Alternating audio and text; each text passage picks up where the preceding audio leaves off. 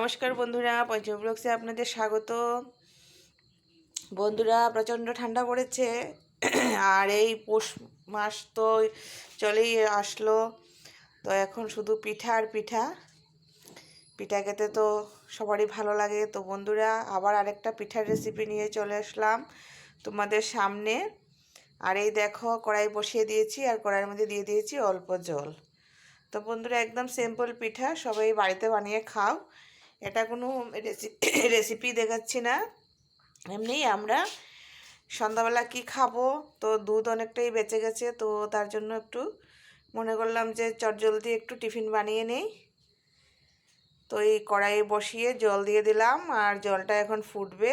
তো চলো বন্ধুরা, তারপর কি করি সঙ্গে থাকো আর দেখতে থাকো। এই দেখো,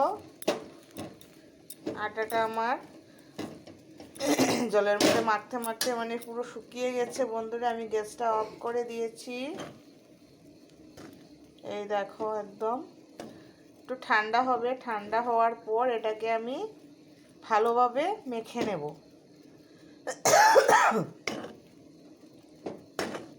দেখতে পাচ্ছ, আমি বেশি আটা দেইনি, এই বাটি এক বাটি আটা দিয়েছি। চলো বন্ধুরা, আটাটাকে মেখে নিই, তারপরে সঙ্গে থাকো, দেখতে থাকো। তো বন্ধুরা, এই দেখো, অল্প করে আটা মেখেছিলাম, এই দেখো এখনও ভালো করে মাখা হয়নি, কিছুটা মেখে রেখেছি।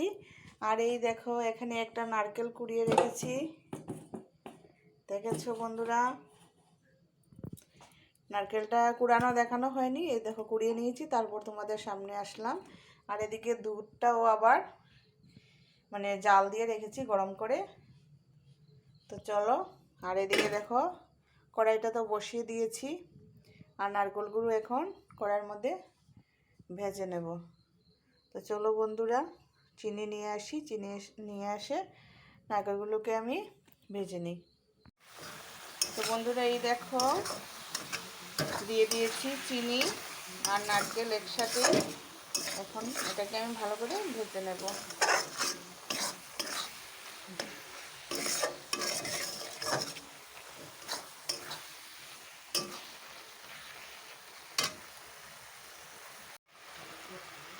এই দেখো বন্ধুরা, একটা টুকরো কর্পূর দিয়ে দিচ্ছি।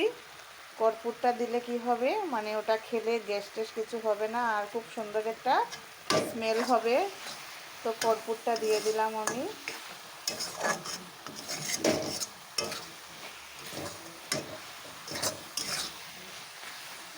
এখন এই দেখো চিনিগুলো গলে গেছে। এই দেখো, এখন জলটা ভালোভাবে শুকিয়ে গেলেই আমার রেডি হয়ে যাবে নারকেলের পুর। নারকেলের পুরটা হয়ে গেলেই আমি নামিয়ে নেব। তারপরে কিছুক্ষণ ঠান্ডা করে তারপর এই পিঠেগুলো তৈরি করব।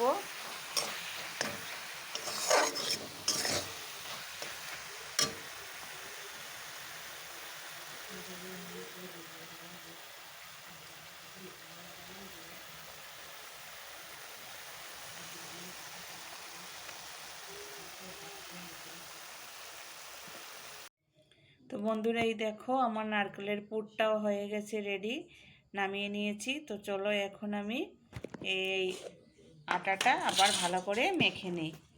আটাটা ভালো করে মেখে, এই দেখো একদম নরম।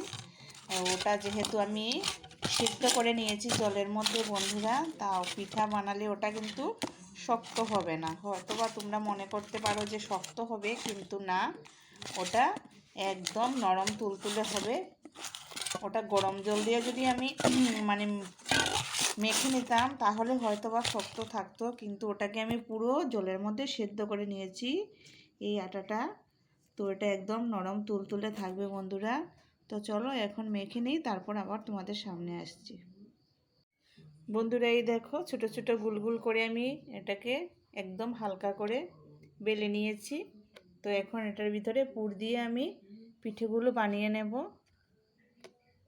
দেখেছো, একদম ছোট ছোট করে আমি বানিয়ে নিয়েছি। এই দেখো, দেখতে পাচ্ছ। এখন আমি চলো ওটাকে আমি পুরগুলো ভিতরে দিয়ে ওটাকে রেডি করে নিই। এই দেখো বন্ধুরা, বানিয়ে নিয়েছি একটা, এখানে একটা ডিজাইন করে বানিয়েছি আর বাকিগুলো বানিয়ে নিয়েছি। আর দেখো আবার দুধটা জাল বসিয়ে দিয়েছি।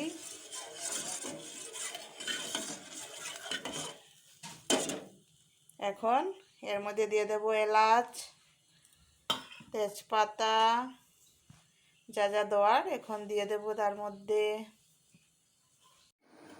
এই দেখো বন্ধুরা, এলাচও দিয়ে দিয়েছি, তেজপাতা দিয়ে দিয়েছি, আর এখন দিয়ে দেব, বেশিক্ষণ রাখতে হবে না এই পুলি পিঠাগুলিকে, কারণ এটা তো আগের থেকেই সিদ্ধ করা আমার, তো দিয়ে অল্প সময় রেখে তারপর নামিয়ে নেব। এই দেখো দুধটা ফুটছে আমার, চলো এখন একে একে দিয়ে দিই। দেখো একে একে দিয়ে দিচ্ছি আমি পুলি পিঠাগুলোকে।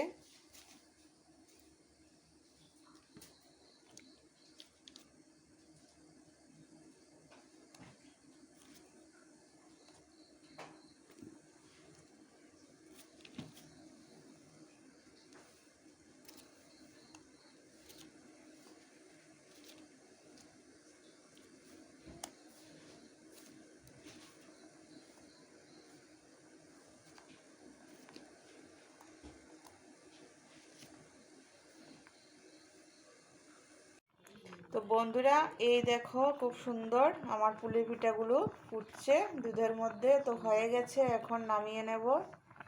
গ্যাসটা অফ করে দিই। এই দেখো হয়ে গেছে আমার পুলি পিঠাগুলো। তো বন্ধুরা কেমন লাগলো অবশ্যই কমেন্টের মাধ্যমে জানাবে, আর এইভাবে একবার ট্রাই করে খেয়ে দেখবে।